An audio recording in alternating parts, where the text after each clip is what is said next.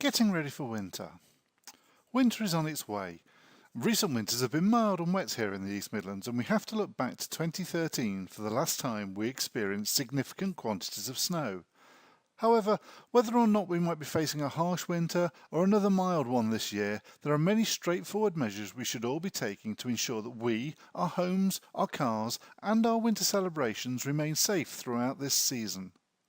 The advice we are considering in this presentation covers staying healthy, avoiding the risks associated with fires, boilers, heaters and electric blankets, safe driving, winter celebrations, and severe weather contingency plans. There are a number of conditions that people become more prone to when the temperature drops to below 8 degrees centigrade. Unsurprisingly, these include flu, pneumonia and falls, but cold weather can also affect people's mental health too. Staying healthy in winter applies to all of us, but it's particularly important for those people who are already at risk. One of the key messages that the Health Service promotes every year is that all those who are eligible should have their free winter flu jabs. This includes people aged 65 or over, those who are pregnant or have certain medical conditions, and those who are full-time carers of others. And there's categories in there too. You can find full details regarding who's eligible for these on the NHS Choices website or in pharmacies.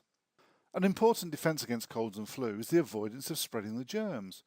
Regular hand washing with warm water and soap and using tissues to catch coughs and sneezes should both be part of a germ avoidance regime.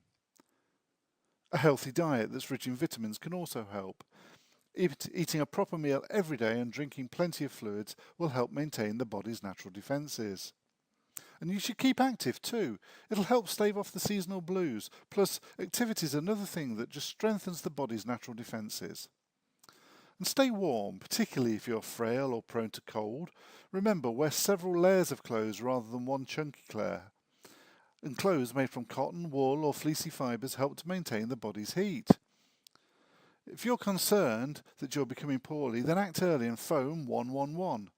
The NHS in Leicestershire and Rutland is keen to promote this important message, as a call to 111 will allow you to speak to a clinician on the phone and make sure that you receive the appropriate advice before things get worse. There's a lot of other advice on their website too, so visit staywell-llr.org.uk and take a look.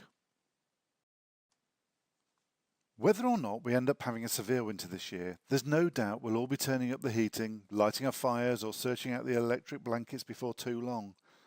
Unfortunately, 2 fires a day are caused by heaters, and each year around 65 fires are caused by faulty electric blankets, whilst on average there are 7,700 chimney fires.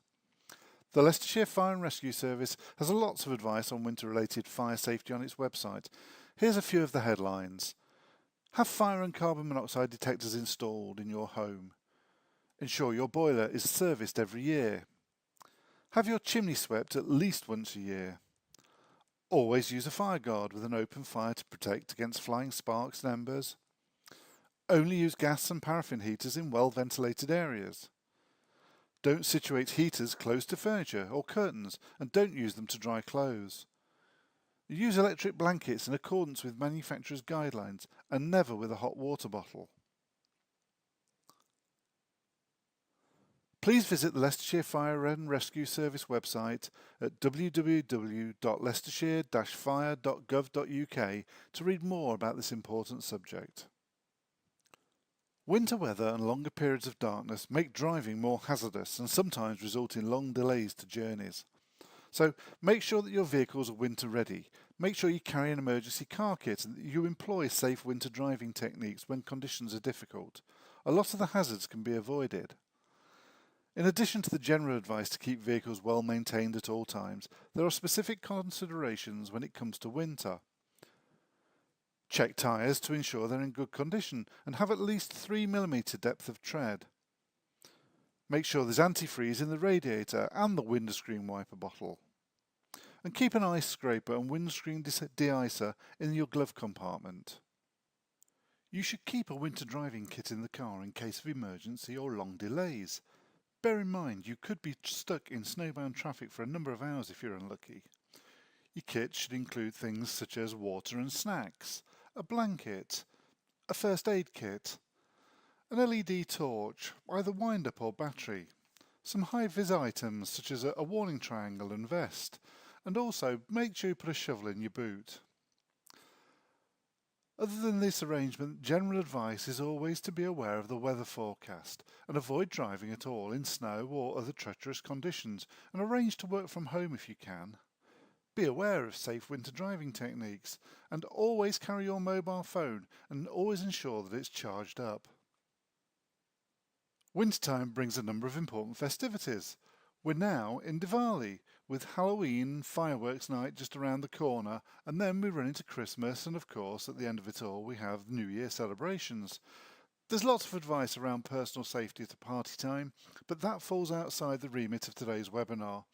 However, there are a number of important risk reduction measures that the Leicestershire Fire and Rescue Service are actively promoting again this year, and we're going to look at some of those now.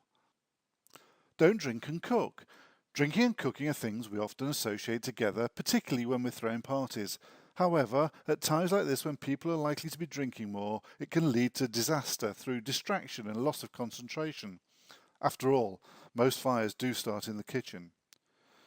Don't drink and light fireworks either. It's essential to remain clear and focused, especially if it's your job to light the fireworks. Always buy fireworks that are marked with the British standard, BS 7114. We all like a good bargain, but it's not worth it if you're cutting corners on safety. Be careful with candles. Whether they're being used for decoration or religious purposes, all candles carry risk of fire if set too close to soft furnishings, other decorations, hanging items, or if they're left alight when unattended. So be safety conscious with them. And be careful with fairy lights too. Make sure they aren't touching paper or other flammable material, and always unplug them at bedtime or when you leave the house. Make a plan for severe weather. Heavy snowfall and freezing conditions can quickly affect road and transport networks, trapping people wherever they are and disrupting services. If accompanied by utility failures too, then residents could find themselves without heating, lighting, the ability to use their normal cooking facilities, and without phone connectivity too. A number of simple contingency measures can assist at such times. Keep a stock of non-perishable food and water in case the shops are forced to close. Maintain an emergency stock of any prescription medicines you might need. Remember, if you've got babies or pets, keep a stock of the things that they will need too. And also, have a few LED battery torches and lanterns to hand. Have a wind-up radio. It'll keep you in touch with national and local radio stations for weather reports and information on local emergency arrangements. Keep a bag of salt or grit for clearing your pathways, and make a decision on how you would prepare hot food if gas and electricity services were cut. Those placed at most risk by severe weather conditions are likely to be those who are reliant on outside services such as carers, district nurses and community meals.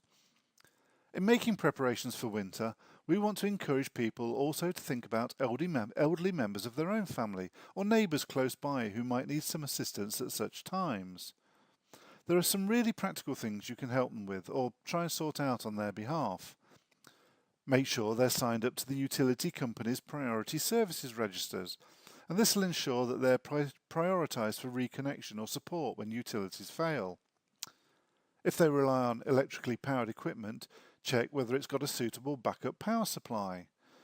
And help them to make a list of important contact details, including local doctors, friends and family, utilities and service providers. So that brings us to the end of this presentation. You can find further advice on the LLR Prepared website at www.llrprepared.org.uk. And should you have any questions, you can contact us via email at llrprepared@les.gov.uk. That's llrprepared@leics.gov.uk. Or of course you can phone us on 0116 305 6101. Thank you.